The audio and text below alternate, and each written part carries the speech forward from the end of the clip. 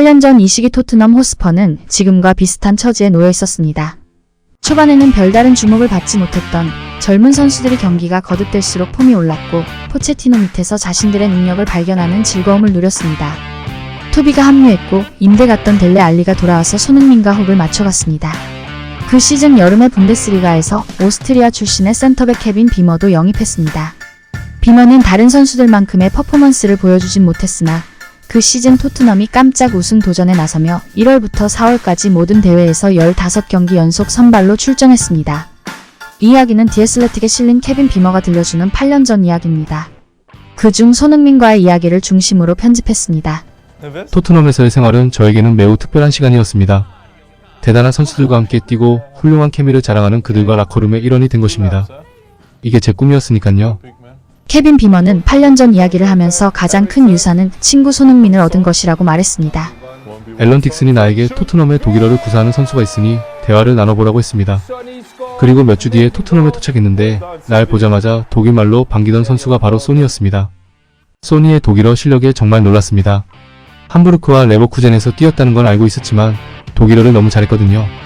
그리고 정말로 친절했습니다. 항상 쾌활하고 긍정적인 사람이었어요. 우린 항상 함께 훈련을 했고 훈련이 끝나면 저녁을 먹으러 가거나 런던 시내를 돌아다녔습니다. 당시 토트넘의 스쿼드는 젊고 재미있는 선수들로 가득 차 있었습니다. 그리고 스퍼스 미디어 팀은 그들의 개성을 훌륭하게 이끌어냈습니다.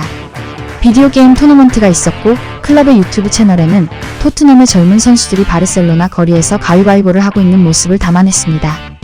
엘리트 축구 선수들인 그들이 평범한 20대 초반의 청년처럼 보였습니다. 첫날부터 선수들이 정말 진지하다는 느낌을 받았습니다. 경기가 너무 많고 압박감도 크기 때문에 팀의 분위기가 매우 중요했습니다. 좋은 케미스트리가 필요했고 우리는 이것을 가지고 있었습니다.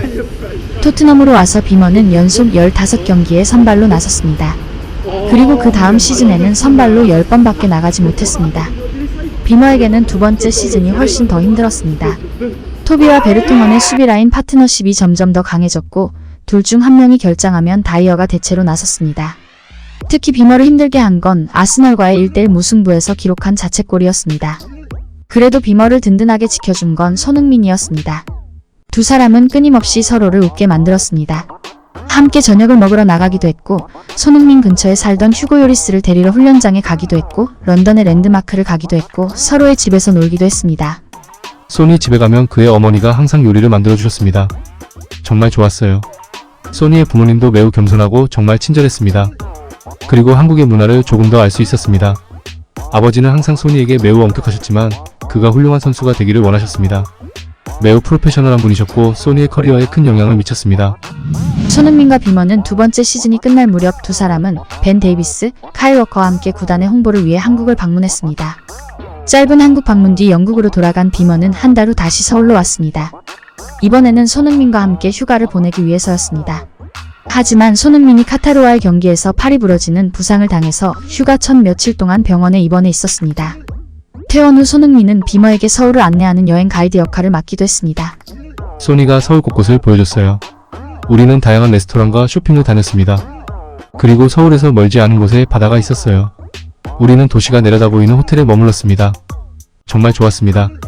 내가 소니에게 넌 한국에서 가장 유명한 사람이야 라고 말하면 그는 아니야 별로 특별하지 않아 라고 손사래를 쳤습니다.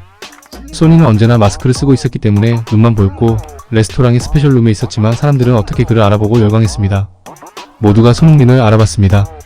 그리고 도심을 지나가다 보면 대형 광고판이 있는데 모든 광고판에 소니의 얼굴이 있었습니다. 몇 달 후 2017년 여름 토트넘이 다빈손 산체스와 계약하면서 비머가 구장을 떠나게 됩니다. 비머는 당시 프리미어리그에 속해 있던 스토크시티로 1,800만 파운드의 이적료로 떠났으며 이후 독일, 벨기에, 오스트리아에서의 활약을 이어갔습니다. 하지만 두 사람의 우정은 변하지 않았습니다. 손흥민이 경기를 위해 런던에 있을 때나 쉬는 날 가끔 미들랜드에서 만나곤 했습니다. 두 사람은 여전히 정기적으로 연락을 하며 언제나 웃는 얼굴로 지내고 있었습니다. 소니는 매 시즌 실력은 점점 좋아졌지만 그의 마음가짐은 변하지 않았어요. 언제나 똑같은 사람으로 남아있었습니다. 그렇기에 여전히 서로 연락을 하고 있습니다. 그의 퀄리티에서 이런 캐릭터를 갖는 것은 특이합니다. 그는 정말 내가 아는 선수 중 최고의 선수입니다. 비머의 말대로 8년이 지난 지금도 손흥민은 최선을 다하고 있습니다. 그 덕에 토트넘에서 주장을 맡고도 있습니다. 돈을 위해 전 세계를 떠돌지도 않고 매년 자신의 목표를 갱신하며 사람들 관계 역시 축구만큼이나 소중하게 생각하는 사람이었습니다. 구독과 좋아요는 영상을 만드는 데 큰 힘이 됩니다. 고맙습니다.